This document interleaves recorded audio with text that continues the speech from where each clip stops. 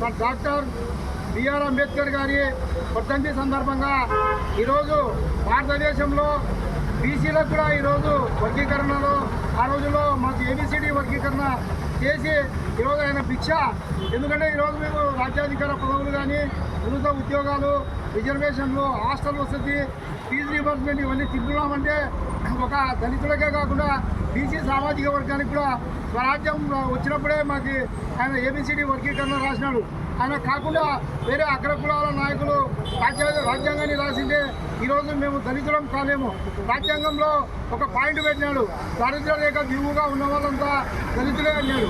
బ్రాహ్మణులు అందరూ అన్ని కులాల వాళ్ళు ఎవరైతే బిలో పావర్టీ లైన్ ఉంటారో వాళ్ళు దారిద్ర్య రేఖ దిగువగా ఉన్నట్లు అని చెప్పి ఈరోజు మాకు ఆయన ప్రసాదించిన రాజ్యాంగ విద్యను మేము అనుభవిస్తున్నాం. నాకు ఈరోజు నిజంగా చెప్పాలంటే బీసీ జాతి రుణపడి ఉంది కనుక అదేవిధంగా రాజు ఎట్లుండాలా, ప్రజలు ఎట్లుండాలా, ఉద్యోగి ఎట్లుండాలా, పౌరులు ఎట్లుండాలా అని రాజ్యాంగాన్ని ప్రపంచ దేశాలు మెచ్చుకోగలిగిన రాజ్యాంగాన్ని రాసిన బాబాసాహెబ్ అంబేద్కర్కి భారత ప్రజలందరూ రుణపడి ఉంటారు.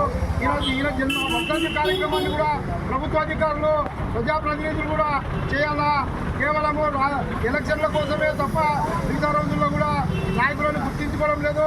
ఆంధ్రప్రదేశ్ ప్రభుత్వము ప్రతి ప్రభుత్వ కార్యాలయంలో ఇలా వర్ధంతి కార్యక్రమాన్ని కూడా ఏర్పాటు చేయాలని చెప్పి ఈ సందర్భంగా తెలియజేస్తూ ఈ కార్యక్రమానికి సహకరించి ఆహ్వానించిన ఆర్పిఐ పార్టీ హుసేనప్ప నాగన్న గారికి మా బీసీ సంక్షేమ సంఘం ద్వారా ధన్యవాదాలు తెలియజేస్తున్నాం.